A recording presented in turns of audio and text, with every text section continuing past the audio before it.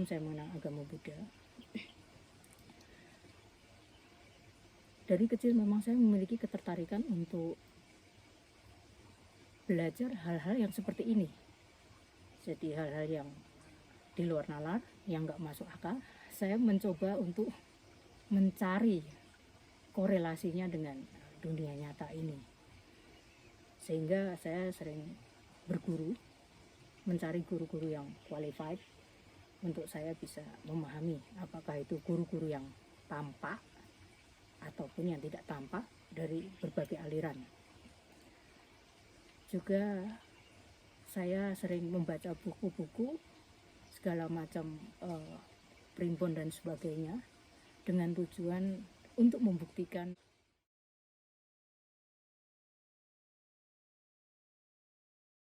ilmu atau kesaktian, ya, anggap aja kesaktian ya, sixth sense atau apapun istilahnya.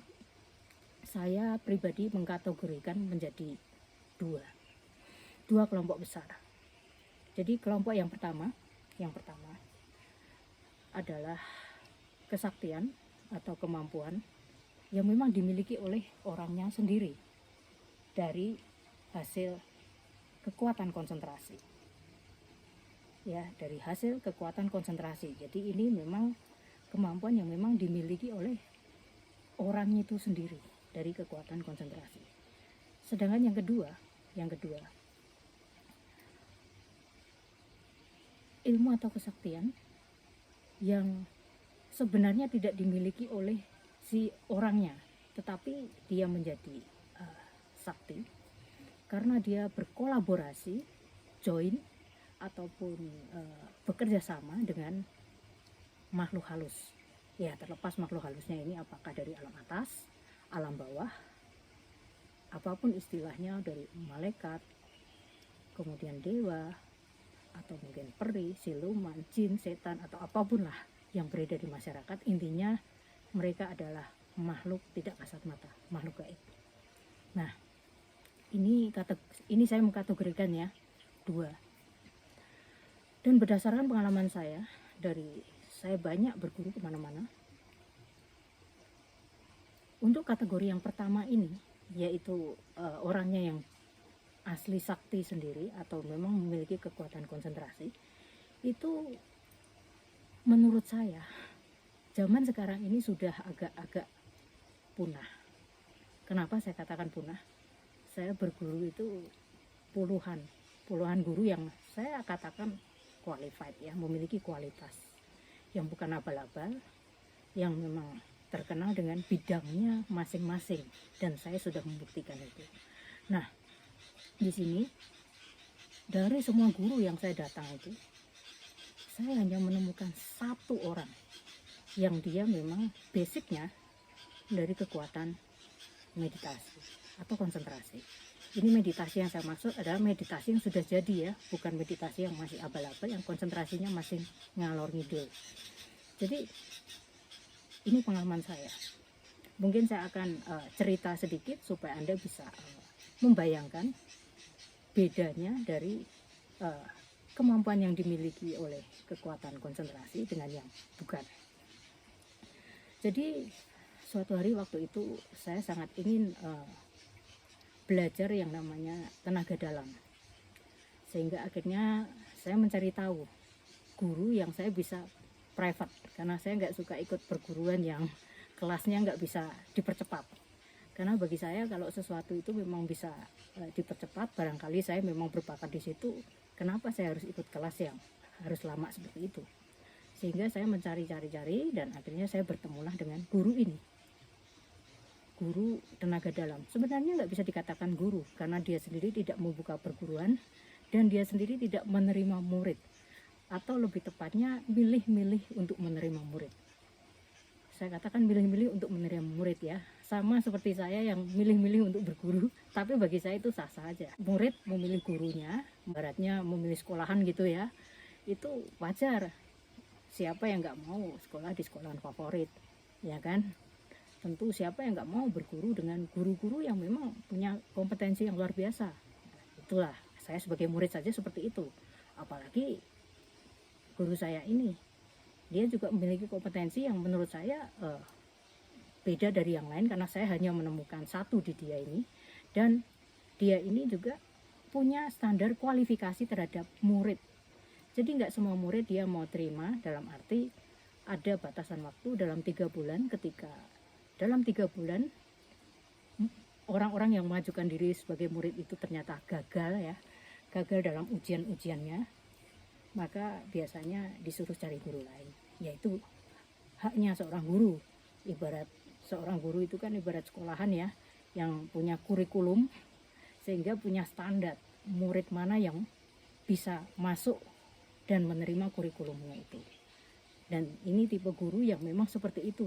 Dan pas kebetulan sama dengan saya yang hobi pilih-pilih guru, kalau nggak qualified saya juga tinggalkan. Nah, uniknya guru saya ini masih muda, usianya seumuran saya, malah lebih muda 1 tahun kalau dari angka tahun ya, tahun kelahiran. Tetapi satu-satunya yang mengajarkan saya dengan basic betul-betul meditasi. Jadi tidak ada yang namanya ritual-ritual, berendam-berendam atau mungkin yang lain-lain itu ya, upacara-upacara, dia nggak ada yang seperti itu. Jadi basicnya betul-betul meditasi. Nah, sebagai guru yang memang kompeten ya, nggak serta-merta guru ini mau menunjukkan kemampuannya. Tetapi saya sudah mendengar dari beberapa orang yang sebelum saya ke sana bahwa memang guru ini sangat kompeten, sehingga ketika saya mengajukan diri untuk belajar, karena niat awalnya adalah belajar tenaga dalam, maka saya tentu akan mengikuti kurikulum dari gurunya. Ya murid nggak mungkin bikin kurikulum sendiri kan. Nah, memang yang diarahkan ke saya itu adalah semuanya serba bermeditasi, menggunakan kekuatan konsentrasi. Dan kekuatan konsentrasi ini bagi saya satu-satunya guru-guru yang selama saya berguru yang benar-benar bisa menunjukkan nyata-nyata bahwa energi bisa berubah menjadi materi dan materi bisa berubah menjadi energi dengan nyata. Nah, sedangkan yang lain itu biasanya hanya ya merasakan energi lah ini, tapi nggak bisa mewujudkan, kita nggak bisa lihat. Saya akan bercerita mengenai energi ini. Jadi setelah saya mampu untuk mengikuti tes-tes yang diberikan, setelah 3 kali tes, yang tes kali ketiga itu guru saya ini menunjukkan sebuah kemampuan yang saya ya baru lihat dari dia aja. Jadi bagi Anda mungkin yang pernah nonton film Dragon Ball itu, yang si Son Goku itu selalu bikin kamehameha-nya itu. Nah, itu nyata, saya bisa melihat. Jadi kalau semua orang biasanya kalau bicara mengenai ini ada energi di sini, tapi dia nggak mampu mewujudkan wujudnya seperti apa. Tetapi guru saya ini ya, dia mampu menunjukkan ke saya bahwa energi yang dibikin itu ya, waktu itu dia praktek di depan saya, dari nggak kelihatan tiba-tiba menjadi sebuah bulatan, dan kemudian bulatan itu dia bilang sama saya, dan warnanya waktu itu saya melihat keperakan, tapi hawanya ya, hawa yang saya rasakan dari bulatan itu adalah lumayan dingin. Setelah itu dia bisa merubah menjadi warna merah dan hawanya panas. Dan itu bisa dikirim. Jadi misalnya Anda mau kirim ke mana dengan kekuatan konsentrasi, tapi itu nyata. Memang kekuatan energi yang dia ciptakan melalui kekuatan pikiran. Dan saya sangat yakin sekali itu bukan halusinasi, karena dia mengajarkan saya meditasi itu dengan objek lilin waktu itu, api lilin. Dan api lilin itu harus kita perhatikan dengan mata melek. Guru pertama yang mengajarkan saya meditasi dengan cara melek dia. Setelah itu ada beberapa guru yang memang ngajarin meditasinya melek, tetapi saya merasa kualitas dari meditasinya atau kekuatan konsentrasinya guru saya ini yang masih muda ini lebih bagus. Memang betul-betul asli, murni kekuatan konsentrasi. Nah, jadi saya diberi waktu maksimal 3 bulan untuk bisa membuat api lilin ini nyala, mati, nyala, mati dengan kekuatan pikiran. Nggak gampang. Nah, tapi setelah saya dikasih PR, ini PR ketiga ya, ujian yang ketiga ya. Pertama, kedua saya nggak perlu sebut karena buat saya itu gampang. Nah, yang ini lumayan sulit karena memang waktu itu saya merasakan sangat sulit. Jadi dia melatih saya supaya saya bisa menghidupkan dan mematikan api lilin ini dengan kekuatan pikiran. Jadi karena tugasnya adalah bisa menghidupkan dan mematikan, maka saya latihan dengan 1 lilin. Ya, 1 lilin itu waktu itu. Nah, kemudian yang terjadi apa? Setelah 1 bulan saya pede karena saya sudah berhasil dengan 1 lilin itu, saya berhasil mematikan dan menghidupkan 1 lilin ya, karena memang saya latihannya 1 lilin. Nah, kemudian saya dengan PD-nya karena guru saya kan memberi waktu maksimal 3 bulan dan kalau sudah siap silahkan mengajukan diri untuk ujian. Jadi saya mengajukan diri untuk ujian karena saya merasa saya sudah mampu dengan 1 lilin. Dan saya nggak tahu rupanya ya, ketika ujian lilinnya bukan cuma 1 tapi 30. Anda bayangkan 30, dimana saya ini kekuatan konsentrasinya baru matang di 1 lilin waktu itu pun agak terseok-seok saya bilang, tapi saya sudah dengan percaya diri saya mengajukan diri untuk ujian lah, untuk ujian ya, karena estimasi saya kalau gagal saya masih bisa ngulang sampai ya waktunya kan 3 bulan. Jadi saya mengajukan diri setelah 1 bulan itu. Jadi waktu ujian itu di dalam satu ruangan yang kosong itu ruangannya tertutup, itu ada 30 lilin dijejer-jejer dan dia menyalakannya pun dengan kekuatan pikiran. Jadi lilin-lilin itu dijejer di depan, itu jarak sekitar 3 meter dari saya, dan kemudian dia menyalakan dengan kekuatan pikiran. Seret 30. Saya sudah begitu terus terang aja, waktu saya lihat 30 aja udah agak ciut dikit sih nyalinya, karena saya latihan cuma 1, tiba-tiba jadi 30. Tapi ya karena saya sudah mengajukan diri, ya udah terima aja risiko, saya pikir begitu. Jadi setelah itu guru saya ngomong sama saya, di ujian ini banyak sekali yang gagal sehingga nggak pernah lanjut menjadi muridnya. Wah, ini tambah-tambah bikin mental saya down ini. Bayangkan, ternyata nggak pernah ada yang hasil di situ. Jadi ujian pertama kedua yang masih gampang itu banyak yang mantan murid-muridnya itu banyak yang berhasil. Tetapi rupanya ketika sudah sampai ke ujian mematikan dan menghidupkan lilin, banyak yang gagal. Tapi ya saya tetap coba, saya pede saya karena merasa 1 mampu, ya mudah-mudahan bisa 30. Ya namanya juga usaha ya. Akhirnya saya yaitu ujian mematikan itu gampang, tapi giliran untuk menciptakan lagi, menghidupkan dengan kekuatan pikiran, terus terang saya terseok-seok sekali.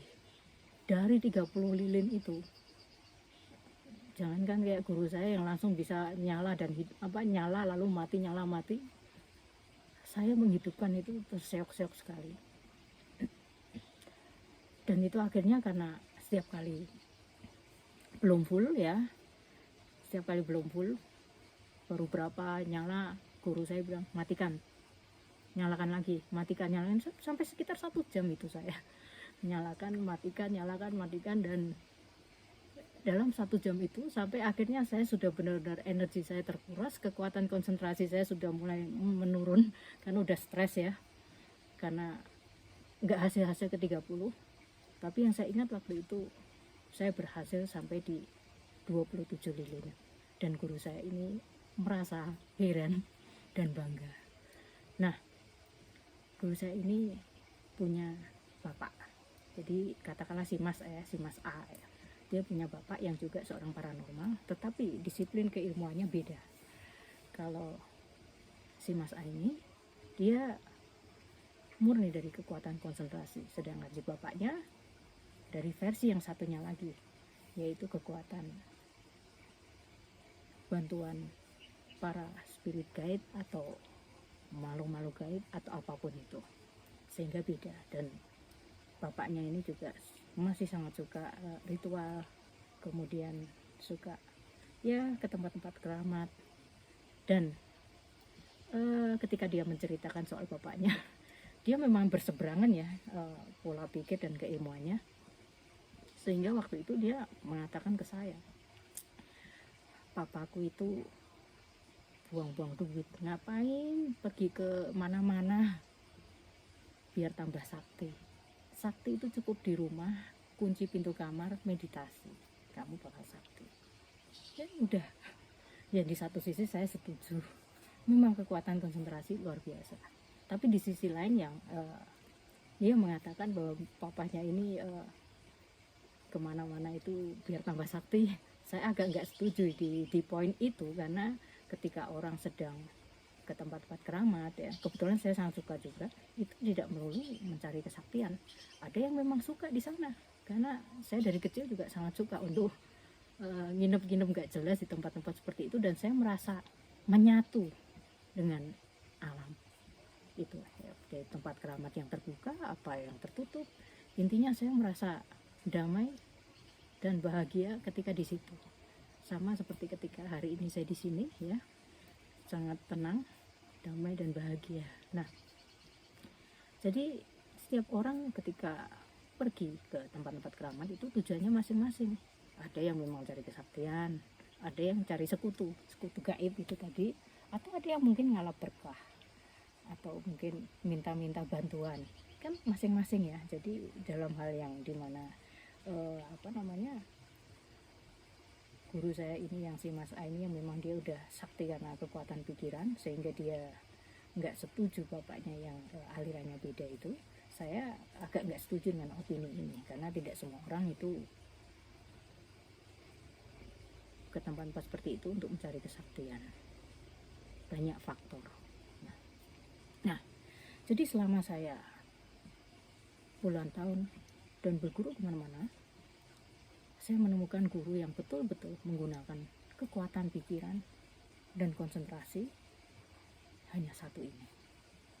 Sisanya, meskipun mereka katakanlah mengajarkan meditasi, bagi saya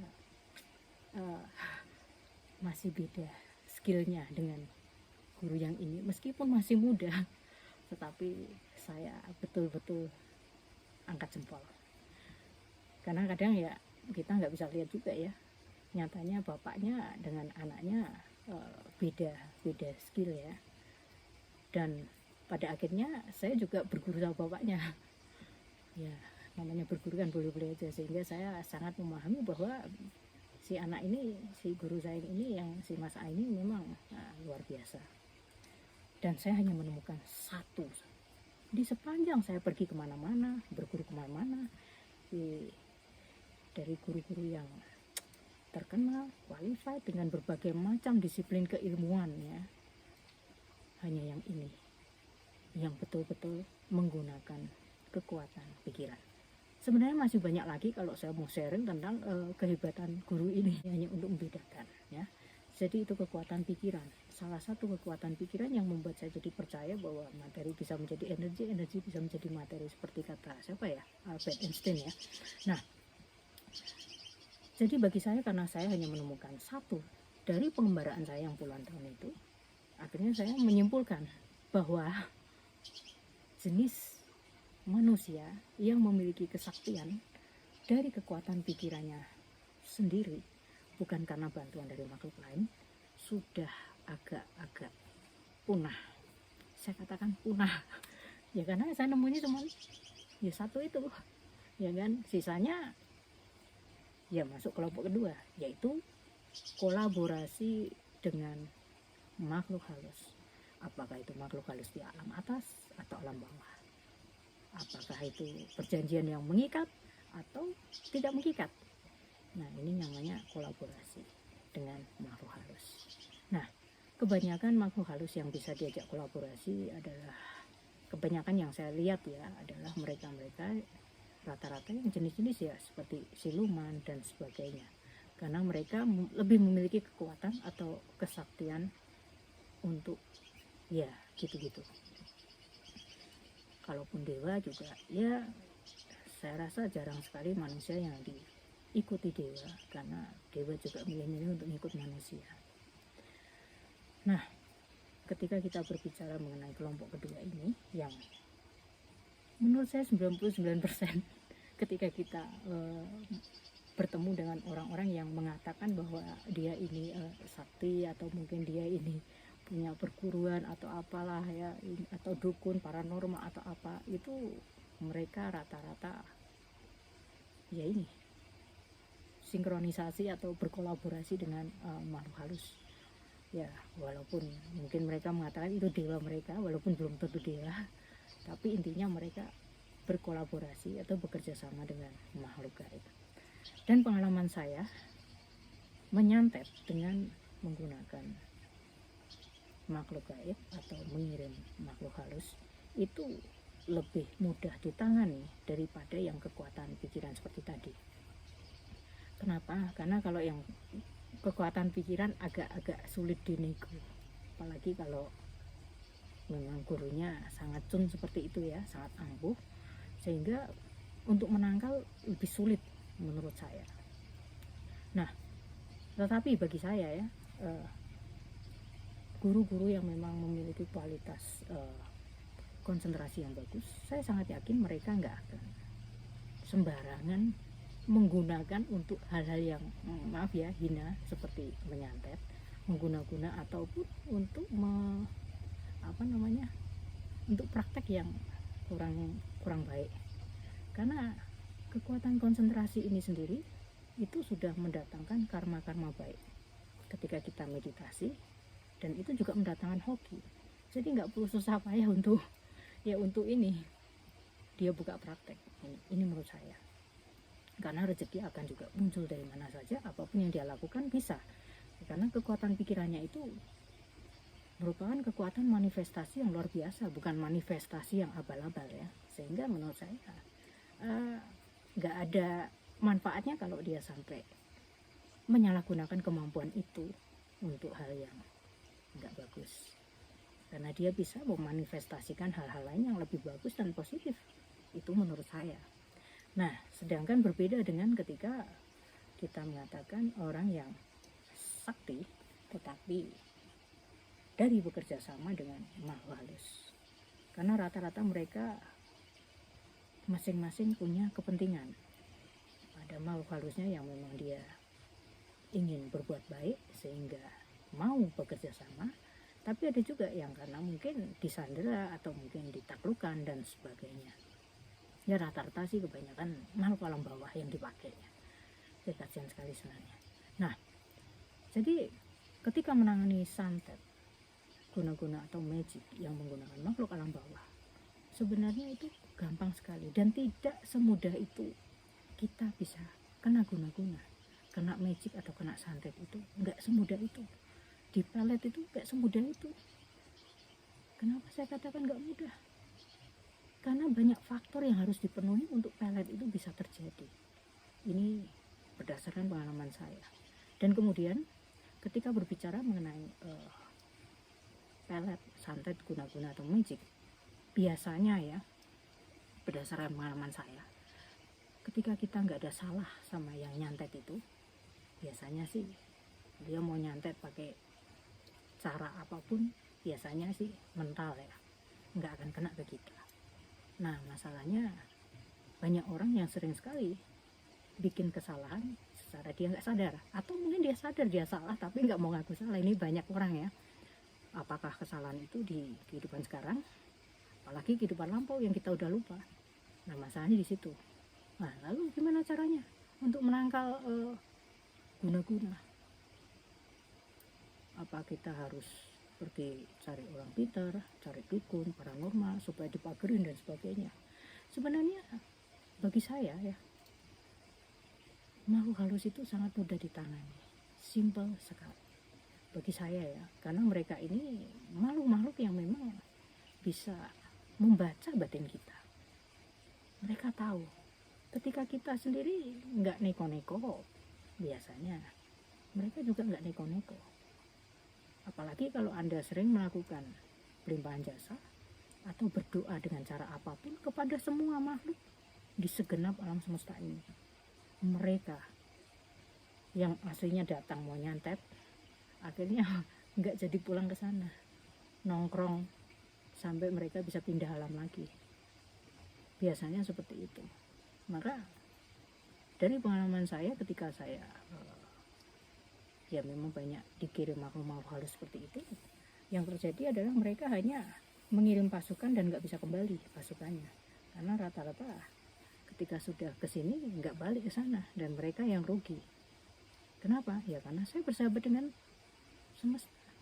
Saya sering mendoakan makhluk-makhluk halus itu agar mereka bisa mendapat posisi yang tepat, bisa pindah alam lagi yang lebih baik, ya kan?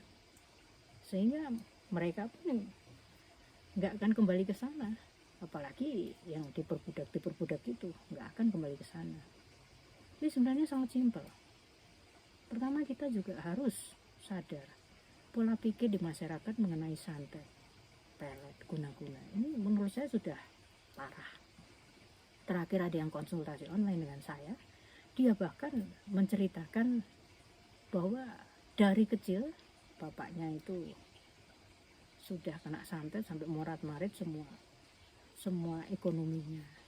Lalu konon katanya banyak paranormal, katanya dia cerita gitu.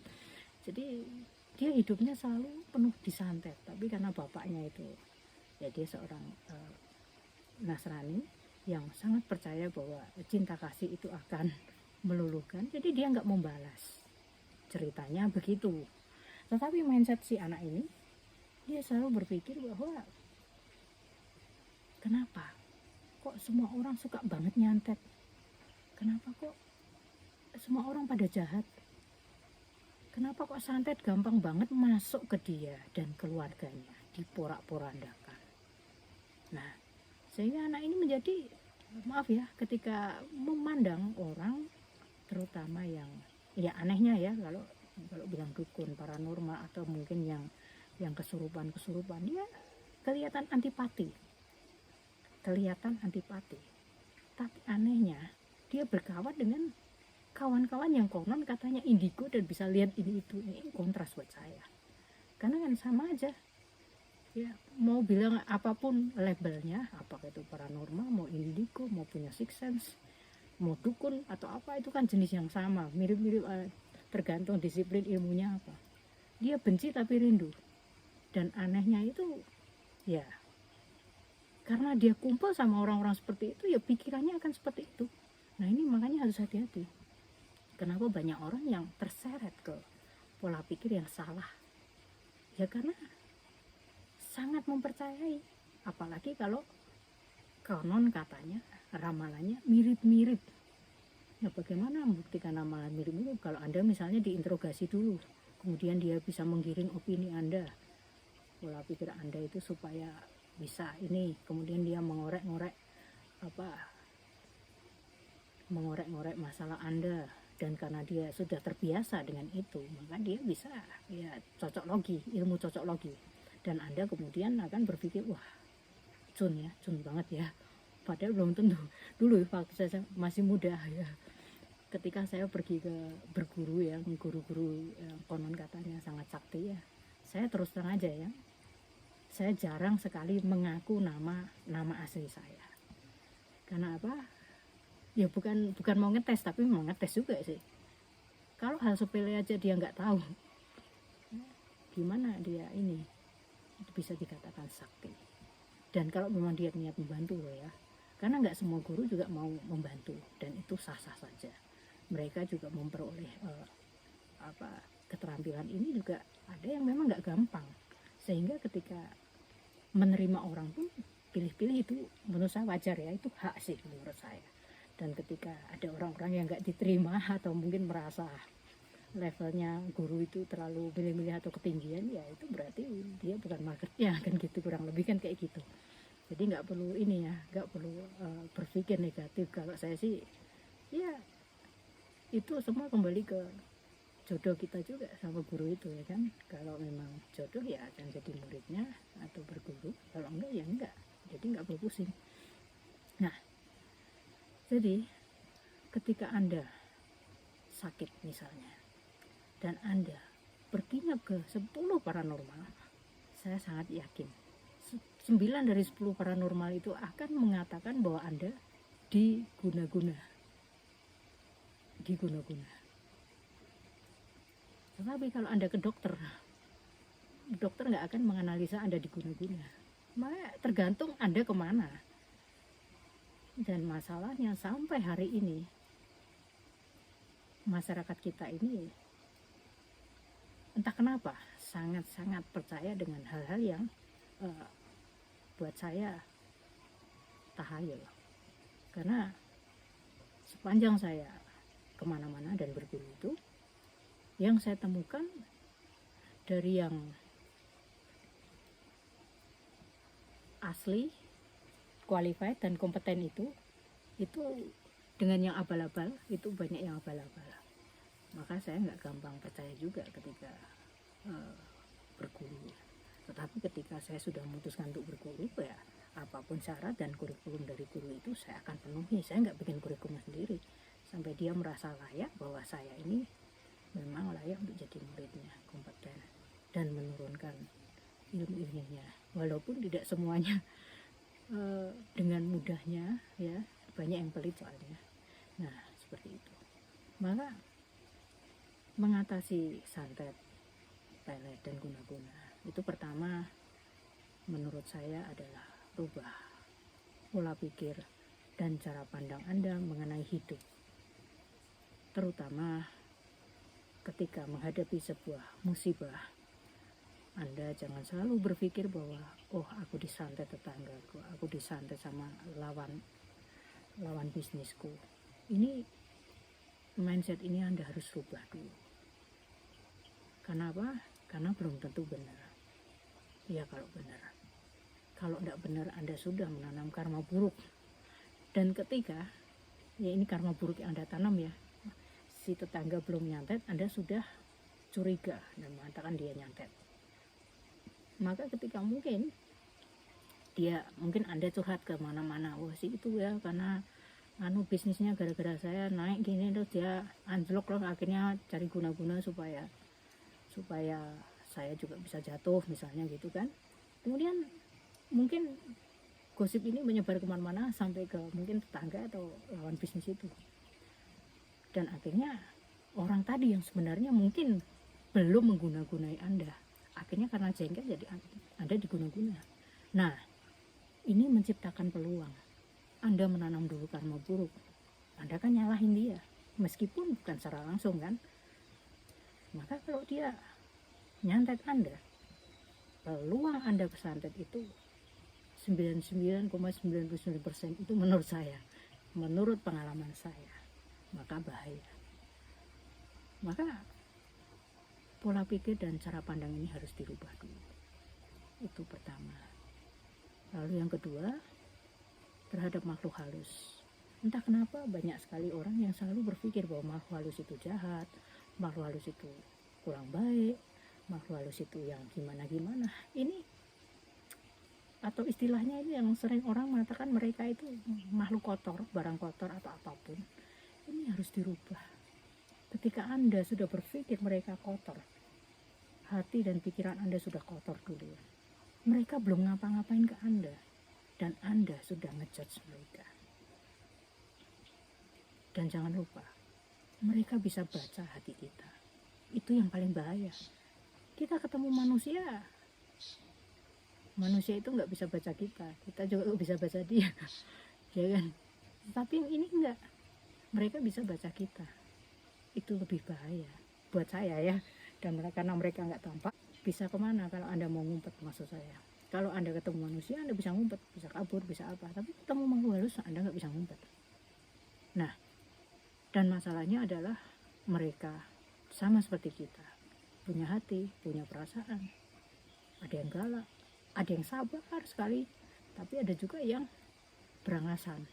Nah, kalau Anda ketemu yang jenis-jenis berangasan, Anda bayangkan saja, coba Anda bayangkan, kalau dia tersinggung, apa enggak Anda ini jadi ya kena guna-guna ya kan? Tapi ya dikerjain sama makhluk gaib itu, bukan dikirim ya. Nah, itu yang saya maksud. Maka pola pikir terhadap makhluk halus ini kita harus rubah. Apalagi ketika mungkin rumah dalam kondisi ternyata banyak makhluk halus yang datang.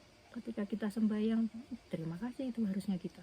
Berarti kita mendapat kesempatan untuk berbagi kebaikan sama mereka, mendoakan mereka, dan ini adalah karma baik. Maka dari itu salah satu cara lagi, yaitu yang paling penting yang selalu saya tekankan adalah melakukan pelimpahan jasa atau mendoakan mereka semua makhluk, terutama yang ada hubungan karma sama kita, baik yang tampak maupun yang tidak tampak, terutama pada yang tidak tampak, karena mereka bisa menerima secara langsung dan mereka juga betul-betul bisa membaca kita. Maka kekuatan pelimpahan jasa ini sebenarnya saya katakan mampu untuk menangkal yang namanya santet, pelet, atau guna-guna yang versi tadi, yang versi kedua, yang kolaborasi dengan makhluk halus. Tapi kalau untuk yang versi pertama, kekuatan pikiran, ya Anda bisalah melakukan pelimpahan jasa kepada manusia yang masih hidup, tetapi jangkanya lebih lama untuk bisa melimpah atau terkabul. Tapi seperti tadi yang saya sampaikan, untuk mereka-mereka yang memiliki kekuatan konsentrasi dan manifestasi yang baik dari pikirannya itu, kesaktiannya sendiri, biasanya nggak akan kurang kerjaan praktek jadi dukun, karena kekuatan manifestasinya sudah bukan abal-abal. Ibaratnya apa yang dia ciptakan melalui pikiran bisa menjadi. Maka yang seperti ini sudah nggak perlu lagi praktek-praktek atau kolaborasi atau apa, karena kekuatan manifestasi ini, kekuatan pikirannya sudah mampu memenuhi